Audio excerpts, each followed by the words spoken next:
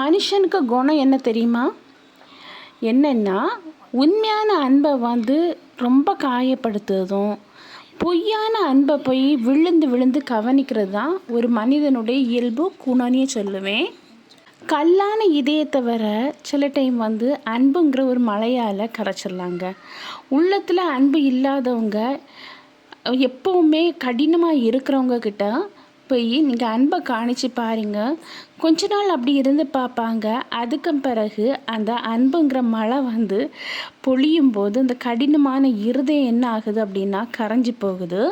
அதே போல தான் மனதை நேர்மையாக வையுங்க அப்படின்னு சொல்லுது. நிறைய பேர் அப்படி சொல்லுவாங்க. ஆனால் அப்படி நேர்மையாக வைக்காமல் எப்படியும் வாழலாம் அப்படின்னு சொல்லி வாழ்கிறவங்க வாழ்க்கை வீழ்ச்சியில் முடியுது. வார்த்தைகளால் சிதைகிறது மனம் மட்டும் இல்லைங்க, சிலரது வாழ்க்கை வர சிதைந்து போகுது.